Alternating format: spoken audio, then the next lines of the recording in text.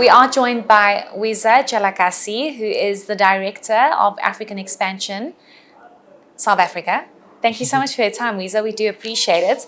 I want to get into the issue of why fintechs are so unique and why they are basically positioned to drive financial inclusion compared to the traditional financial ways of doing things. Yeah, the simplest reason is that they have incentives that naturally align with that outcome.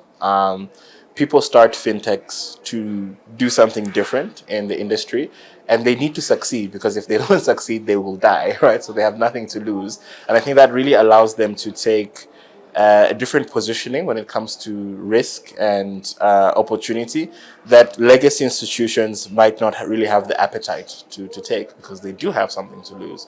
And in many parts of the world, you've seen fintechs been a driver of innovation that the rest of the industry has then adopted. I'll give you an example. Here in South Africa, digital KYC was not a thing until fintechs really pioneered that, and now all the banks allow you to do some form of digital KYC or sign up electronically. So I think that's really the role that fintechs have to play, sort of opening the door for people to follow. Do you think fintechs are the future? In some ways, but they don't operate in isolation. I think that the most sustainable businesses are really like a result of partnerships. And the key to enduring over a long period of time, South Africa has had institutions that are over 100 years old, right? It's really incredible. The key to enduring is being able to integrate and partner with all of the other stakeholders in the value chain. So the buzzword many would say for this year's conference has been collaboration. So fintechs, banks and regulators needing to basically become best friends.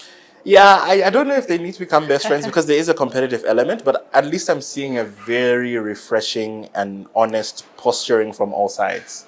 Like, I know what you care about as a bank. I know what you care about as a fintech. Why don't we sit down and come to an arrangement to see how we can make things really work for everybody? Because I think we've reached a point where individual progress is starting to plateau.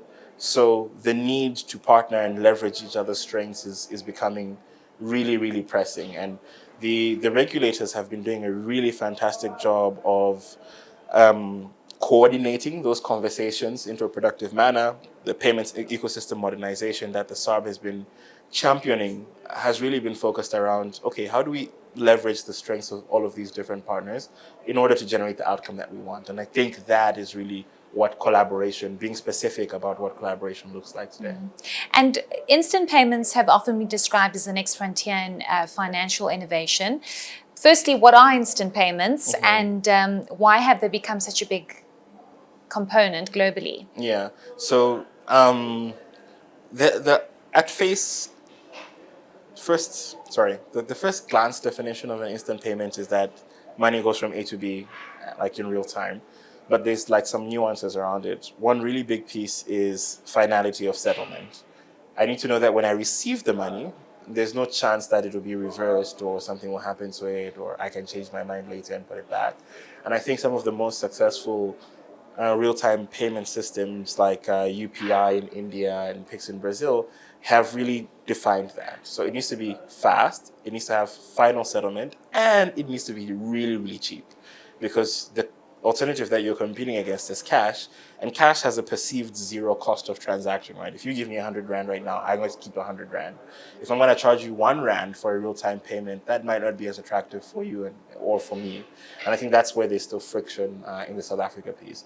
But there is a lot of progress being made, and I think PaySharp is obviously going to be this for South Africa. We just need to make it consistent and work the same for every bank and every financial institution in the country.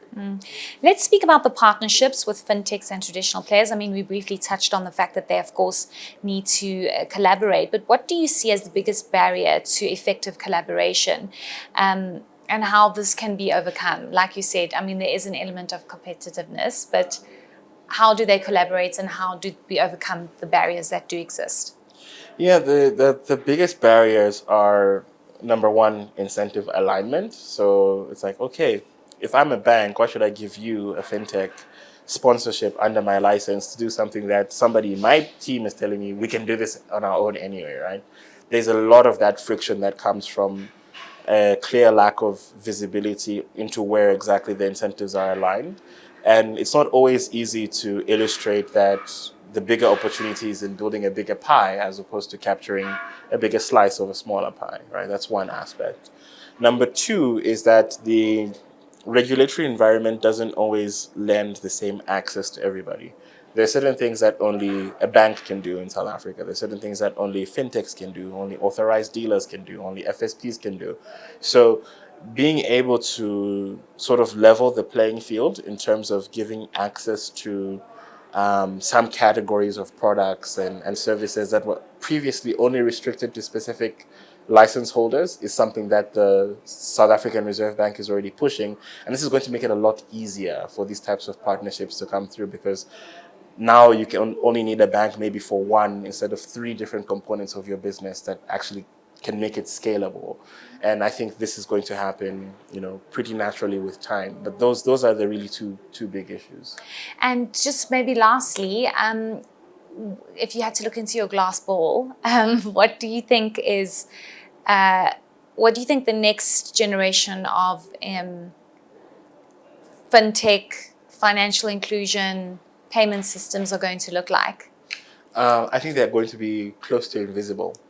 And what I mean by this is, you don't actually think about making payments. You don't wake up in the morning and say, "Oh, I'm going to go make some digital payments today." Like, no, nobody does this, right?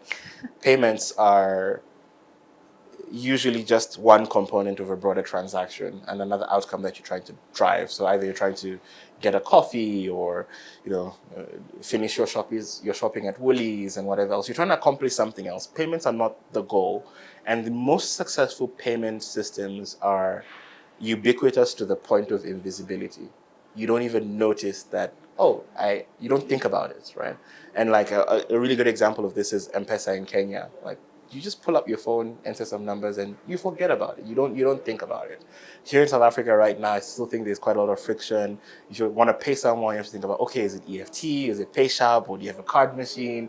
Which bank? There's still like a lot of friction, and I think the next generation of fintech products are going to be ubiquitous to the point of invisibility. Maybe just your thoughts lastly on how younger Africans need to move into this space. I think they're already naturally doing it. Good. They're just like first adopters. So because of smartphone penetration, this is the first generation that has grown up in a world where there are no secrets. During our time growing up, something could happen halfway across the world and we might not know about it. But like these guys, they know everything that's happening at all times. And that remains true for adoption of payment systems that are relevant in their country. So I think they're already going to be the first adopters, and they're going to teach the rest of us why we need to start using this fancy new app instead of this old way of paying that we have become accustomed to. Great. Thanks so much for your time, Wiza. We Thank you do so much for appreciate having it. me.